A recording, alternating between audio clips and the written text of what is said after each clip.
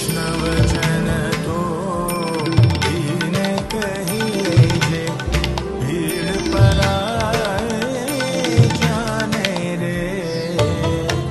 વૈષ્ણવજન તો એને કહીએ જે ભીડ પરાય જાને રે.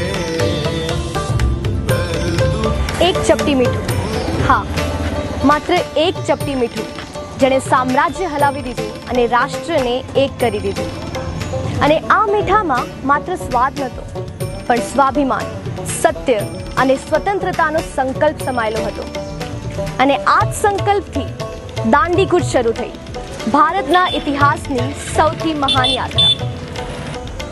આજે અમે આવ્યા છે કંકાપુરા, એક એવું ઐતિહાસિક સ્થાન જ્યાં રાષ્ટ્રપિતા મહાત્મા ગાંધીજીના પવિત્ર પગલાં પડ્યા હતા. આ ધરતીની હવામાં કંઈક અલગ જ સુગંધ છે, જાણે પવનના દરેક ઝોકામાં ઇતિહાસની ધૂન વાગતી હોય. કંકાપુરા એક નાનું ગામ, પણ ભારતના સ્વતંત્રતા આંદોલનની એક અવિનાશી કહાની. અહીંના દરેક ખૂણામાં સત્ય, અહિંસા અને સ્વાભિમાનની ધૂન સંભળાય છે. 18 માર્ચ 1930ની સવાર ગાંધીજી અને તેમના 78 સત્યાગ્રહીઓ સવારની પ્રાર્થના કરીને રાસગામ તરફ દાંડીકૂચ શરૂ કરી હતી. ત્યારે બોરસદમાં ચર્ચા ચાલી રહી હતી કે હવે ગાંધીજીની ધરપકડ થશે કે નહીં. પણ કોઈ ડર્યું નહીં અને કોઈ અટક્યું નહીં. લગભગ સવારે 8:30 વાગે તેઓ રાસગામ પહોંચ્યા અને ત્યાંથી કંકાપુરા તરફની દાંડીકૂચની આગેકૂચ શરૂ કરી. ગાંધીજી અને સત્યાગ્રહીઓ 19 માર્ચ 1930 રાત્રે 8:30 વાગ્યે કંકાપુરા ગામમાં પહોંચ્યા હતા. અહીંના 105 વર્ષના દોરીભાઈ બાપુએ એમનું સ્વાગત કર્યું હતું. ગામવાસીઓએ ઢોલ નગારા સાથે ઉત્સાહપૂર્વક એમનો આવકાર કર્યો હતો. ભજન કીર્તનના સ્વરો વચ્ચે આખું ગામ એકતા અને રાષ્ટ્રભક્તિની ભાવનાઓથી ગુંજી ઉઠ્યું હતું.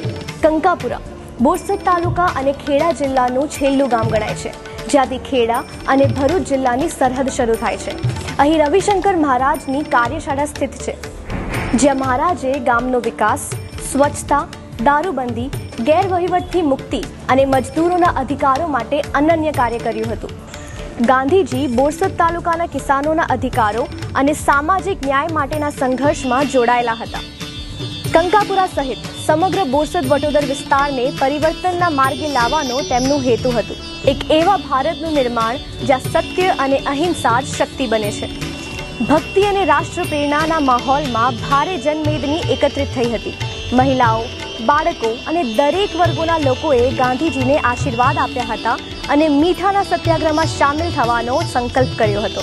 આજે પણ ગુજરાત ટુરિઝમ અને સ્થાનિક સંસ્થાઓ આ ઐતિહાસિક સ્થળને પ્રેમ અને સમર્પણથી જાળવી રહી છે.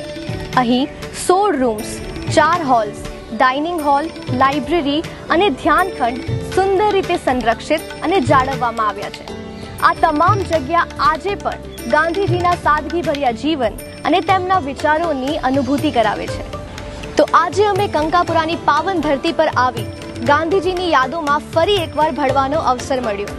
અને આ ધરતી માત્ર ઇતિહાસ નથી, પણ રાષ્ટ્રના આત્માનો અહેસાસ છે, જ્યાં સત્ય, અહિંસા અને સેવા આપણને આજે પણ નવી દિશા બતાવે છે.